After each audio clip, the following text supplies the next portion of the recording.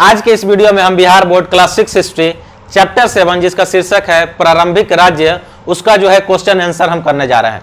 यदि आप इस क्लास से रिलेटेड वीडियो देखना चाहते हैं तो इस वीडियो के डिस्क्रिप्शन में ही उसका लिंक दे दिया गया है, आप वहां से जाकर देख सकते हैं। यदि आप बिहार बोर्ड के स्टूडेंट हैं और इतिहास को सीखना चाहते हैं, समझते हुए सीखना चाहते हैं, इतिहास को रटना नहीं चाहते हैं, बल्कि अन्य किसी भी विषय को आप रटना नहीं चाहते हैं बल्कि उसको समझते हुए सीखना चाहते हैं, कंसेप्ट बेस्ड स्टडी चाहते हैं, तो मेरे चैनल को सब्सक्राइब करें। मैं आकिब जावेद अपने यूट्यूब चैनल लर्निंग स्ट्रीट में आप सबका स्वागत करता हूं।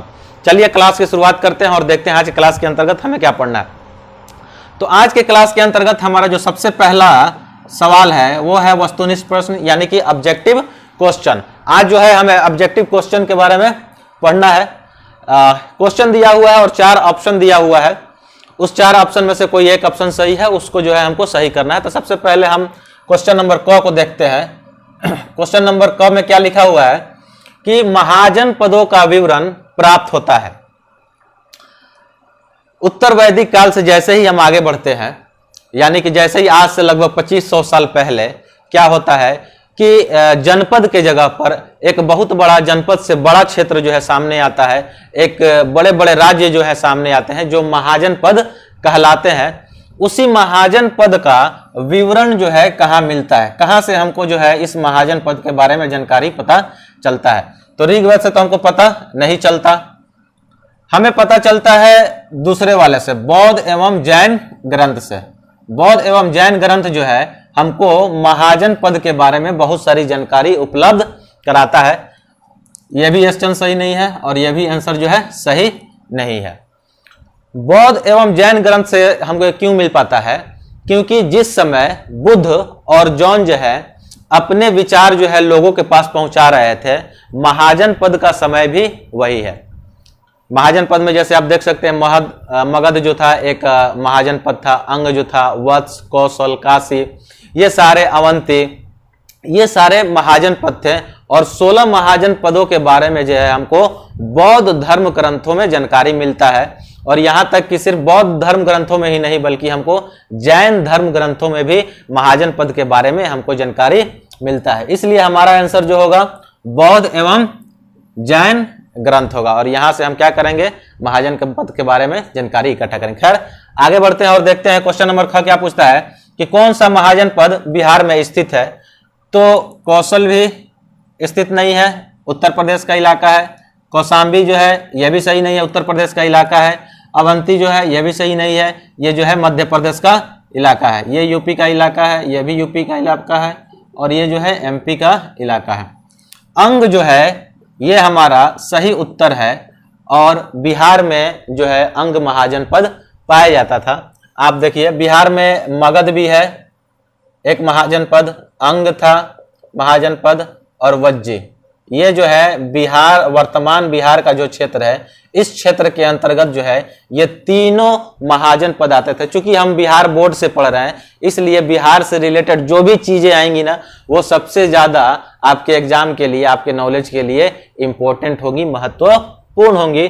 तो अगर आपसे पूछे कि बिहार के अंतर्गत कौन कौन से महाजन पद आते थे, वज्जी, अंग और मगध जो है बिहार राज्य के अंतर्गत, वर्तमान जो बिहार राज्य का क्षेत्र है, इतिहास में वो इसी के अंतर्गत जो है आते थे।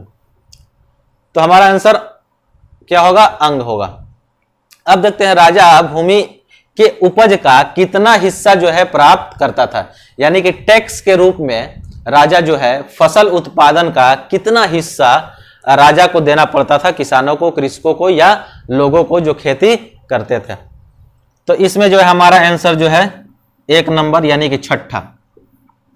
जो भी लोग किसानी करते थे, जो भी लोग यानी कि किसान जो खेती करते थे, फसल का उत्पादन करते थे, अपने फसल उत्पादन का राजा को 6वां भाग देना पड़ता था। तो ये जो है हमारा सही आंसर हुआ।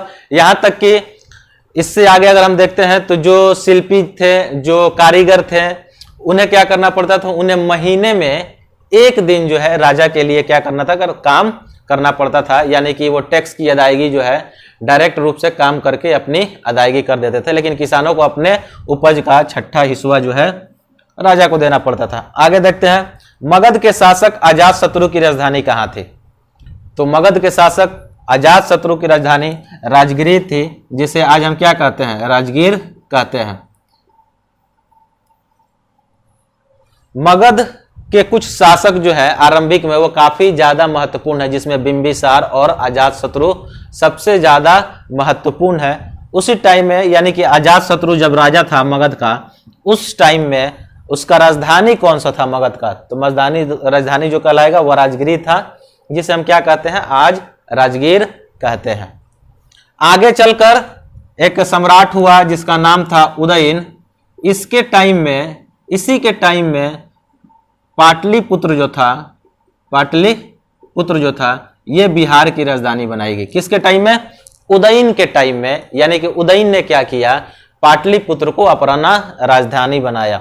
उससे पहले अजातशत्रु का राजधानी कहां होता था, राजगिरी। अब जो है हम लास्ट क्वेश्चन को देखते हैं। लास्ट क्वेश्चन के अंतर्गत क्या दिया गया है कि निम्नलिखित में से कौन सा गणराज्य है। तो निम्नलिखित में से हमारा जो लिच्छवी है वो गणराज्य है। इससे पहले हमको क्या समझना जरूरी है कि गणराज्य क्या होता है। गणराज्य क्या होता है, तो गणराज्य शासन करने का वह तरीका है जिसमें जनता क्या करती है कि अपना नेता, अपना राजा खुद चुनती है। यानी कि शासन का ऐसा तरीका, ऐसी व्यवस्था जिसमें खुद जो है जनता को अपना शासक चुनने का अधिकार होता है, शासन का प्रमुख को चुनने का अधिकार होता है, वो गणराज्य कहलाता है। जैसे आज का वर्तमान हमारा भारत देश जो है एक गणराज्य देश है। ठीक इसी तरीका उदाहरण जो है आज से 2500 साल पहले प्राचीन इतिहास में भारत में गणराज्य देखने को मिलते हैं, जहां के लोग जो है अपने शासक को आपस में बैठकर वोटिंग करके या आम सहमति से जो है अपने राजा को चुनते थे, और वो शासन व्यवस्था जो है गणराज्य कहलाता था। उसी से रिलेटेड आपसे सवाल पूछ रहा है कि निम्नलिखित में से कौन सा गणराज्य है। तो मगध जो था गणराज्य नहीं था, यहाँ का शासन जो था राजतंत्रात्मक था। यानी कि राजतंत्रात्मक में होता क्या है कि राजा का बेटा ही राजा बनता है। यानी कि यहाँ जो है पैतृक होगा, वंशानुगत होगा, जो राजा का बेटा होगा वही राजा बनेगा, योग्यता मायने नहीं रखता। राजतंत्रात्मक शासन के अंतर्गत यही आता है। यानी कि मगध जो है राजतंत्रात्मक शासन के अंतर्गत आएगा। कौशल, वत्स और भी बहुत सारे महाजनपद ऐसे हैं जो राजतंत्रात्मक शासन के अंतर्गत आते थे। लिच्छवी के साथ साथ कुछ और भी गणराज्य के उदाहरण है, जैसे शाक्य एक गण है, गणराज्य है। मल्ल जो है एक गणराज्य है।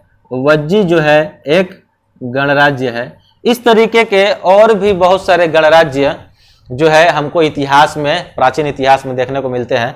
तो यदि अब आपसे पूछे कि प्राचीन इतिहास में गणराज्य होने का मतलब क्या होता है, तो आप बताइए उससे कि गणराज्य होने का सीधा सा मतलब या तो प्राचीन इतिहास है या वर्तमान का टाइम है। गणराज्य होने का सीधा सा मतलब है कि जब जनता को अपना नेता चुनने का हक होता है या जनता ही अपना नेता चुनती है, अपना राजा, अपना शासक चुनती है, तो वो शासन व्यवस्था जो है गणराज्य कहलाता है।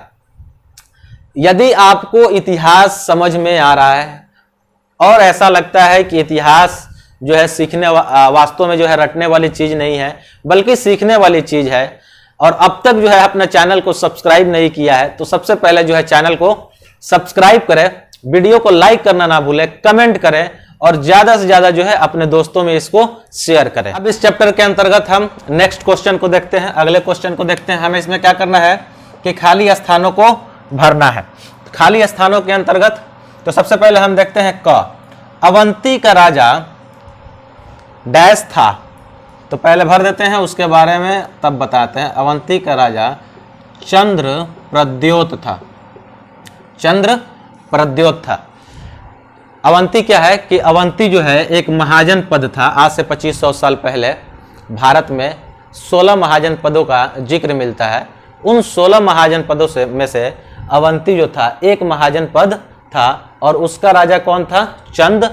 चंद्रप्रद्योत था। एक चीज तो आपको भी मालूम है कि किसी राज्य का सिर्फ एक राजा नहीं हो सकता है, उससे भी पहले कोई राजा होगा, उसके बाद भी आने वाला कोई राजा होगा। लेकिन इस बुक के अंतर्गत क्लास 6 के अंतर्गत इसी राजा का जो है जिक्र किया गया है, चंद्रप्रद्योत का जो है जिक्र किया गया है। लेकिन चंद्रप्रद्योत का जिक्र कैसे किया गया है कि उसी समय मगध का एक राजा था, उदयन, उदयन इसी के समय का यह भी राजा था चंद्र प्रद्योत। उदयन जो था मगध का राजा था, उसी समय में चंद्र प्रद्योत जो था वो अवंती का राजा था। मगध का राजा यानी कि उदयन कई बार जो है अवंती के राजा चंद्र प्रद्योत को युद्ध में हराया, लेकिन उस पर कब्जा नहीं कर पाया, कभी ये अवंती पर कब्जा नहीं कर पाया, लेकिन कई बार जो है उसको युद्ध में हराया था। तो आपको बस इतना जानना है कि अवंती का राजा कौन था? चंद्र प्रद्योत था। चलिए आगे हम क्वेश्चन को देखते हैं। वज्जी संघ की राजधानी वैशाली थी। वज्जी संघ की राजधानी वैशाली थी। संघ क्या होता है? इसको हम क्या करते हैं, इसको हम इस वाले क्वेश्चन में हम संघ और गण दोनों चीजों को हम यहाँ पे क्या करेंगे, देखो यहाँ पे दो चीज दिया हुआ है, संघ भी दिया हुआ है और गण भी दिया हुआ है, तो यहां से हम उसको समझ लेंगे संघ को। तो वज्जी संघ की राजधानी अभी इतना देख लीजिए क्या थी? वैशाली थी। अब जो है पाटलीग्राम की स्थापना डैश ने की।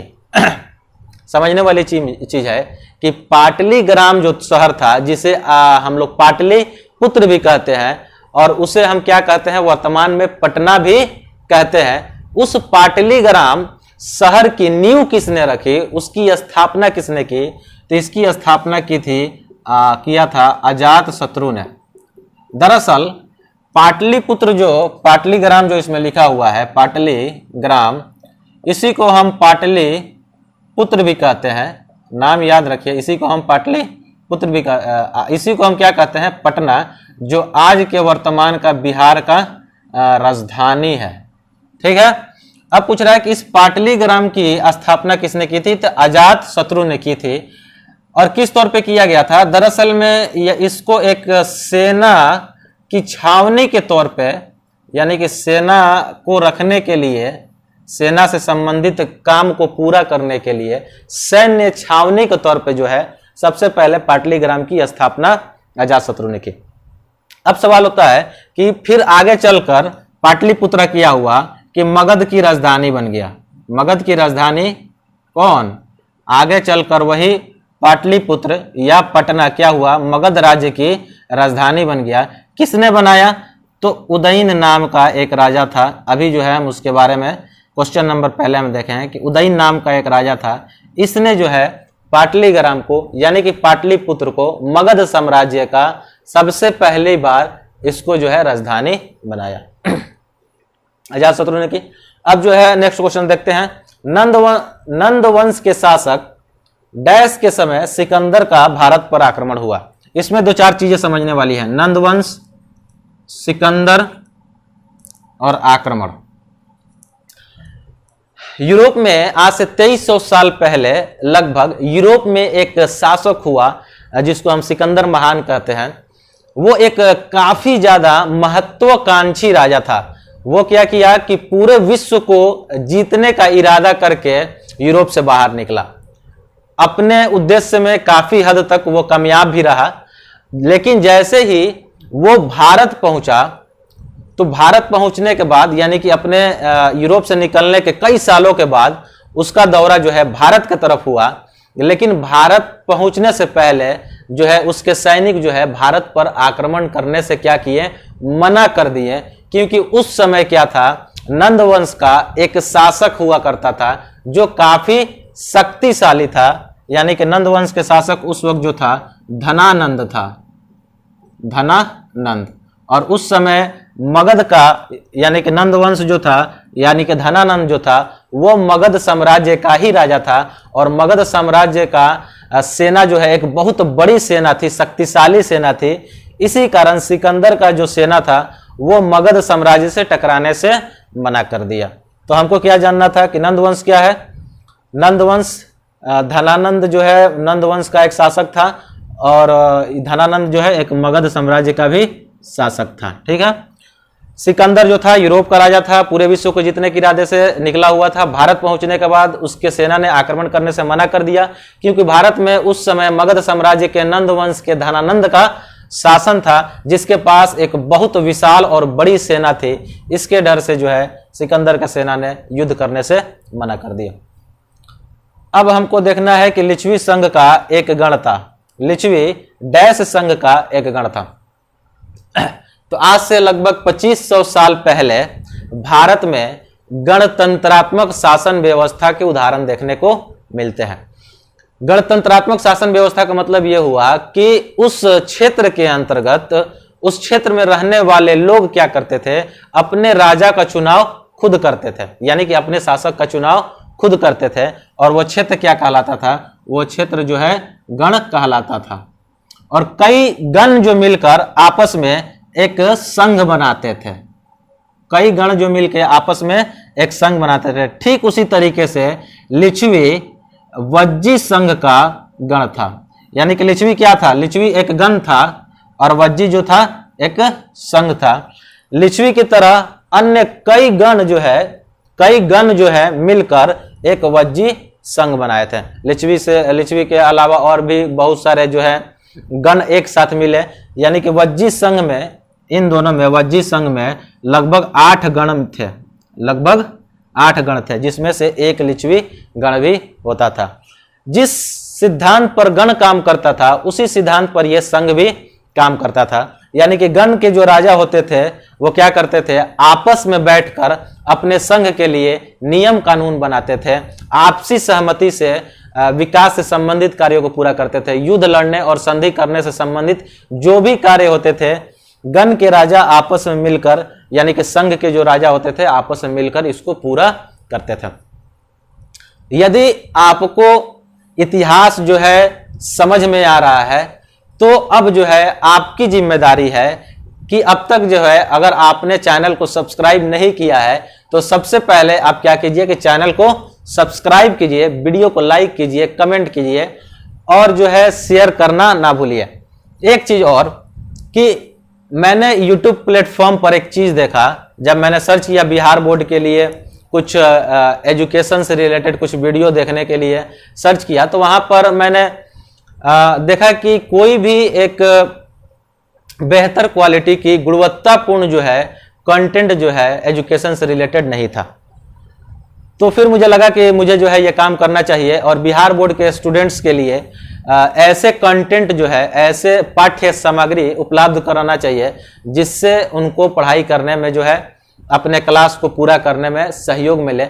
इसलिए यदि आप बिहार बोर्ड के स्टूडेंट हैं और इतिहास सीखना चाहते हैं या अन्य कोई भी विषय जो है समझते हुए सीखना चाहते हैं तो तुरंत क्या करें, तुरंत जो है चैनल को सब्सक्राइब करें, वीडियो को लाइक करें, कमेंट करें और ज्यादा से ज्यादा जो है अपने दोस्तों में इसको शेयर करें। तो इस तरीके से हम 2 क्वेश्चन का, अब जो है हम नेक्स्ट क्वेश्चन की तरफ आगे बढ़ते हैं। अब हम अगले सवाल को सॉल्व करते हैं। इस सवाल के अंतर्गत हमें क्या करना है, ये बताना है कि राजा को कर की आवश्यकता क्यों पड़ी, उस काल में कौन कौन लोग जो है कर चुकाते थे।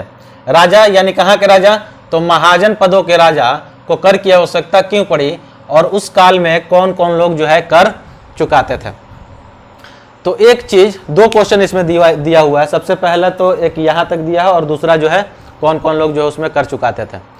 तो राजा को कर की आवश्यकता इसलिए पड़ी क्योंकि अब जो है राज्य बड़े होते जा रहे थे और एक राज्य का दूसरे राज्य पर आक्रमण की खतरा बढ़ते जा रहा था। इसके वजह से राजा को एक बड़ी सेना के लिए खर्चे की जरूरत थी, एक बड़ी सेना के लिए खर्चे की जरूरत थी।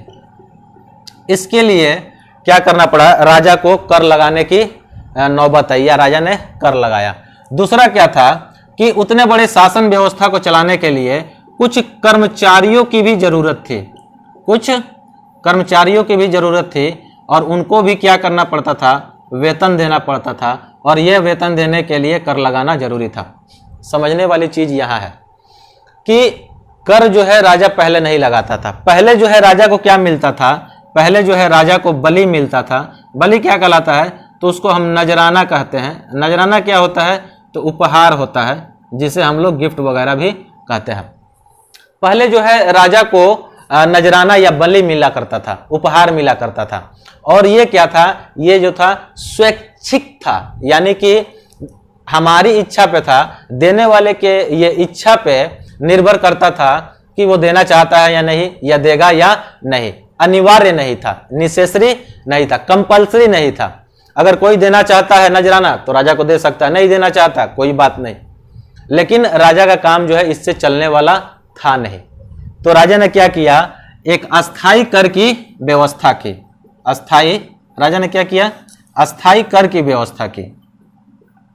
और अस्थाई कर की व्यवस्था करने से क्या हुआ, राजा जो है अब बड़ी सेना रखने के लायक हो गया, उनका खर्चा देने के लायक भी हो गया।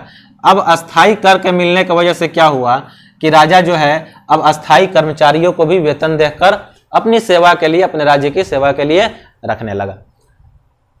पहले क्वेश्चन के अंतर्गत पहला भाग कि राजा को कर की आवश्यकता क्यों पड़ी। तो राजा को कर की आवश्यकता बड़ी सेना रखने के लिए और शासन व्यवस्था चलाने के लिए कर्मचारियों की आवश्यकता थी, जिनको वेतन देकर रखा जा सकता था। इन दो कामों के लिए राजा को क्या पड़ा, कर लगाने की जरूरत पड़ी। अब उस काल में कौन कौन लोग जो है कर चुकाते थे, यह भी समझना जरूरी है। तो कौन कौन लोग कर चुकाते थे, तो सबसे पहले कृषक जो थे, क्योंकि अधिकांश लोग जो है कृषक थे, किसान थे। और सबसे महत्वपूर्ण जो था, कर की प्राप्ति राजा को फसलों के उत्पादन पे ही होती थी। तो राजा को उत्पाद का 6वां हिस्सा मिलता था। जो भी कृषक या जो भी किसान जो है फसल का उत्पादन करता था, उसका 6वां हिस्सा जो है वो राजा को प्राप्त होता था। उसके बाद जो है कारीगर थे, कारीगर को भी कर देना पड़ता था, जिन्हें हम शिल्पी कहते हैं। इनको क्या करना पड़ता था कि इनको महीने में एक दिन राजा के लिए काम करना पड़ता था। कर के रूप में इन्हें यही चीज देना था। क्या करना था, महीने में एक दिन राजा के लिए काम करना पड़ता था, यही इनका कर था। उसके बाद जो है आते थे पशुपालक आते थे, जो जानवरों को पालते थे, वो भी जो है कर के दायरे में आते थे। उनको क्या देना होता था, तो इनको जो है कर के रूप में या तो जानवर ही देने होते थे, पशु ही देने होते थे, या इनसे संबंधित जो उत्पाद हैं वो देना पड़ता था। या तो जानवर ही दे दे, पशु ही दे दे, या उस पशु से रिलेटेड जो भी प्रोडक्ट है, जो भी उत्पाद है, वो जो है राजा को देना पड़ता था। और कौन कौन लोग जो है कर देते थे, तो व्यापारी भी कर देते थे। व्यापारी कैसे देते थे, तो सामान खरीदने पे भी देते थे और सामान बेचने पे भी उनको कर देना पड़ता था। खरीदने और बेचने दोनों पे जो है इन लोगों को कर देना पड़ता था। और हम कह सकते हैं कि उस समय के जो आखेटक थे या उस समय के जो संग्राहक थे, अगर आखेटक और संग्राहक आपको समझ में नहीं आ रहा है तो इस बुक के 6 क्लास हिस्ट्री के बुक की पहले चैप्टर के अंतर्गत ही इसको बड़े विस्तार से जो है एक्सप्लेन किया गया है कि आखेटक क्या होते हैं और संग्राहक क्या होते हैं। सामान्यतः ये जंगलों में रहते हैं, फल फूल जो है इकट्ठा करके जो है भोजन का इंतजाम करते हैं, जानवरों को मार कर जो है भोजन के तौर पर उनका इस्तेमाल करते हैं, वही लोग थे। इनसे ये सामान्यतः क्या थे, स्वतंत्र रूप से रहते थे, लेकिन इनको भी क्या करना पड़ता था, इनको भी जंगल से संबंधित जो चीजें थी, जैसे हाथी वगैरह थे या कुछ जानवर वगैरह थे या जंगल से रिलेटेड लकड़ी वगैरह थी या कोई जंगल का उत्पाद होता था, किसी भी तरीके का जंगल का उत्पाद, ये जो है इनको कर के रूप में देना पड़ता था। अब आपसे पूछे कि राजा को कर की आवश्यकता क्यों पड़ी, तो सेना और कर्मचारी रखने के लिए। उस काल में कौन कौन से लोग कर चुकाते थे, तो आप बताइए, बेझिझक बताइए कि उस काल में जो किसान होते थे, उस काल का मतलब क्या हुआ, यह भी समझ लेना। उस काल का मतलब हुआ आज से 2500 साल पहले। कृषक थे, कारीगर थे, शिल्पी थे, पशुपालक थे, व्यापारी थे, आखेटक थे और संग्राहक जो थे, ये सारे लोग जो है क्या करते थे, कर की अदायगी करते थे, कर चुकाते थे। अब जो है हम क्वेश्चन नंबर ख देखते हैं और आगे बढ़ते हैं। क्वेश्चन नंबर ख में हमको क्या करना है कि महाजन पदों के राजा अपनी राजधानी की क्यों किलाबंदी करते थे। महाजन पद आपको पता चल गया है, ये समझना है कि किलाबंदी क्यों करते थे। तो सबसे पहले हमको क्या समझना है, किलाबंदी क्या होता है। किलाबंदी का मतलब समझ में आ गया तो ये भी समझ में आ जाएगा कि किलाबंदी क्या होता था। उस समय में राजा क्या करते थे, जो उनकी राजधानी होती थी उसको चारों तरफ से दीवालों से घेर देते थे और शहर को चारों तरफ से दीवालों से घेरना ही क्या कहलाता था? किलाबंदी कहलाता था। सामान्यतः हम क्या करते हैं, अपने घरों को चारों तरफ से दीवार से घेर देते हैं, चार दीवारें जिसको हम बोलते हैं। वही चार दीवारें जब पूरे शहर के चारों तरफ खड़ा कर दिया जाता है, ऊंचा दीवार जो है शहर के चारों तरफ खड़ा कर दिया जाता है, तो वही जो है शहर की किलाबंदी या राजधानी की किलाबंदी कहलाती है। किलाबंदी क्या होता है? ऊंची दीवारें खड़ी कर देना, ऊंची दीवारें खड़ी कर देना। किसके? तो शहर के चारों तरफ, शहर के चारों तरफ क्या करना है? ऊंची दीवार खड़ी कर देना है। यही चीज जो है शहर की किलाबंदी कहलाता है। अब दूसरा सवाल है कि आखिर वास्तविक सवाल है इस क्वेश्चन का, महाजन पदों के राजा अपनी राजधानी को क्यों किलाबंदी करते थे? तो दो वजहों से किलाबंदी करते थे। एक तो अगर उनको किसी राजा से आक्रमण का डर था, उनको लगता था कि पड़ोसी राज्य का राजा कोई या कोई और राजा क्या करेगा, उनके राज्य पर आक्रमण कर सकता है, उनको नुकसान पहुंचा सकता है, तो उससे बचने के लिए वो क्या करते थे? शहर की घेराबंदी कर देते थे, ताकि आक्रमण करने वाला जो है शहर के अंदर ना घुसे और राजा को ना हरा सके। सबसे पहला कारण यह। दूसरा कारण यह भी था कि राजा जो है अपना शक्ति प्रदर्शन करने के लिए, यानी कि राजा यह दिखाना चाहता था कि हम कितने धनवान हैं, कितने संपत्तिवान हैं, कितना हमारे पास शक्ति है, ताकत है, क्षमता है, ये दिखाने के लिए भी राजा क्या करते थे? शहर के चारों तरफ किलाबंदी करते थे। दो वजहों से जो है किलाबंदी किया जाता था। एक तो जो है ताकत दिखाने के लिए, शक्ति दिखाने के लिए, और दूसरा जो है पड़ोसी राज्यों के आक्रमण से बचने के लिए। तो आज के इस वीडियो में यहीं तक हम रहने देते हैं और आपसे मिलते हैं नेक्स्ट वीडियो के अंतर्गत। उससे भी पहले यदि अब तक जो है आपने चैनल को सब्सक्राइब नहीं किया है तो सबसे पहले चैनल को सब्सक्राइब करें। अब आपसे मिलते हैं नेक्स्ट वीडियो के अंतर्गत। आज के लिए इतना ही। Thank you.